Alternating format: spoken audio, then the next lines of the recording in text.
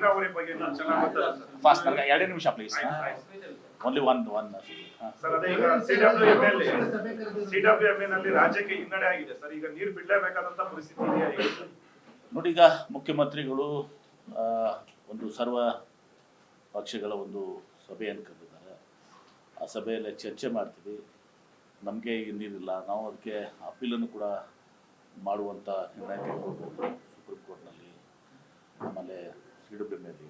ಈಗ ಸಂಕಷ್ಟ ಇದ್ದ ಸಂದರ್ಭದಲ್ಲಿ ನಮಗೆ ನೀರಿನ ಕೊರತೆ ಇದ್ದಾಗ ಇವತ್ತು ಏನು ಸಿಡಬ್ಲ್ಯೂಎಂಎ ಡೈರೆಕ್ಷನ್ಸ್ ಕೊಟ್ಟಿದ್ದಾರೆ ಇದನ್ನು ಪಾಲನೆ ಮಾಡಲಿಕ್ಕೆ ಭಾಳ ಕಷ್ಟ ಆಗ್ತದೆ. ಯಾಕಂದರೆ ಬೆಂಗಳೂರು ಕುಡಿ ನೀರು ರೈತರಿಗೆ ಮಾತು ಬೇರೆ, ಕುಡಿಯೋಕ್ಕೆ ನೀರಿಗೇ ನಮಗೆ 4 ತಿಂಗಳಿಗೆ ಅಷ್ಟೇ ಇದೆ, 4 ತಿಂಗಳು ಇರೋದು. ಹೀಗೆಲ್ಲ ಇರೋದ್ರಿಂದ ಸರ್ವಪಕ್ಷದ ಸಭೆಯಲ್ಲಿ ಚರ್ಚೆ ಮಾಡ್ತೀವಿ.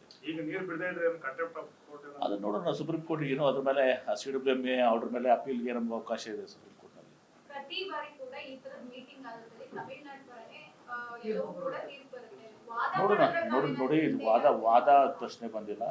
ಅದೆಲ್ಲವನ್ನು ಕೂಡ ನಮಗೆ ಮಾಹಿತಿಯನ್ನು, ಸ್ಟ್ಯಾಟಿಸ್ಟಿಕ್ಸ್ ಏನಿದೆ, STMC ನೀರಿದೆ, ಏನಿದೆ, ಎಲ್ಲಿವರೆಗೆ ಆ ನೀರು ಇವತ್ತು ನಮ್ಗೆ ಬೇಕಾಗ್ತದೆ, ಇದೆಲ್ಲವನ್ನು ಕೂಡ ಸರ್ವಪಕ್ಷ ಸಭೆಯಲ್ಲೂ ಕೂಡ ಇದು ಮಾಡ್ತೀವಿ. ಮ್ಯಾನೇಜ್ಮೆಂಟ್ ಅಥಾರಿಟಿ ಮುಂದೆನೂ ಕೂಡ ಮತ್ತೆ ಅಪೀಲ್ ಮಾಡಬೇಕಾಗಿದೆ, ಅಪೀಲು ಮಾಡ್ತೀವಿ. ಸುಪ್ರೀಂ ಕೋರ್ಟ್ನಲ್ಲಿ ಇದು ಮಾಡ್ಬೇಕಾದ್ರೆ ಅದನ್ನು ಕೂಡ ಮಾಡ್ತೀವಿ. ಆದರೆ ಈಗ ನಾನು ಹೇಳೋದು ಸರಿಯಲ್ಲ. ಇವತ್ತು ಮುಖ್ಯಮಂತ್ರಿಗಳು ಏನು ಸಭೆ ಕರೆದಿದ್ದಾರೆ, ಆ ಸಭೆಯಲ್ಲಿ ಎಲ್ಲರ ಒಂದು ಅಭಿಪ್ರಾಯ ತೆಗೆದುಕೊಂಡು ಎಲ್ಲ ಪಕ್ಷದ ಲೀಡರ್ಸ್ ಇರ್ತಾರೆ, ಮಾಜಿ ಮುಖ್ಯಮಂತ್ರಿಗಳು ಇರ್ತಾರೆ, ಇಂದಿನ ಜಲಸಂಪನ್ಮೂಲ ಸಚಿವರುಗಳು ಇರ್ತಾರೆ, ಎಲ್ಲರೂ ಕೂಡಿ ಇವತ್ತು ಸಹ ನಿರ್ಣಯ ತೆಗೆದುಕೊಳ್ತಾರೆ. ಸರ್ವಪಕ್ಷ ಸಭೆ ಕರೆದಿದ್ದಾರೆ. ಈ ಸಭೆ ಕರೆದಿದ್ರು ಕೂಡ ಬಿಜೆಪಿ ಅವರು ಇವತ್ತು ಹೋಗಿ ಹೋರಾಟ ಮಾಡಿದ್ದಾರೆ. ಆ ಬಿಜೆಪಿ ಅವರು ಅಲ್ಲಿನೇ ಹೇಳ್ಬೋದಾಗಿತ್ತಲ್ಲ. ಸೆಂಟ್ರಲ್ ವಾಟರ್ ಕಮಿಷನು ಸಿಡಬ್ಲ್ಯೂಎಂಎಗೆ ಅಲ್ಲಿ ಇವರು ಏನು ಮಾಡ್ತಾ ಇದ್ರು ಅಲ್ಲಿ, ನಾವು ಅದಕ್ಕೆ ರಾಜಕೀಯ ಬಳಸಕ್ಕೆ ಹೋಗೋದಿಲ್ಲ. ಜಲ ನೆಲ ಭಾಷೆ ಬಂದಾಗ ನಾವೆಲ್ಲರೂ ಒಕ್ಕಟ್ಟಿರಬೇಕಾಗ್ತದೆ. ನಾನು ಈ ಹಂತದಲ್ಲಿ ಏನಾದರೂ ಮಾತಾಡಿ ಅದನ್ನು ಮಾಡ್ಲಿಕ್ಕೆ ಹೋಗೋದಿಲ್ಲ.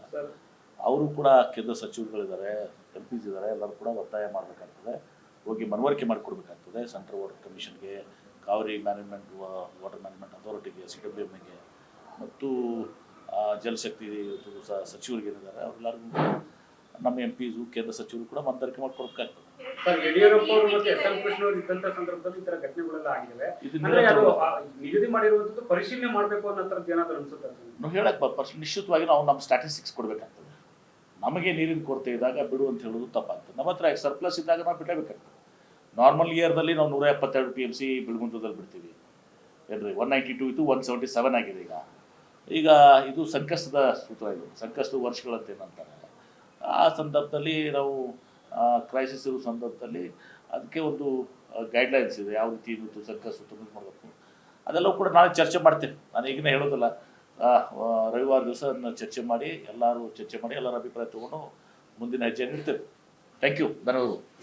Thank you sir.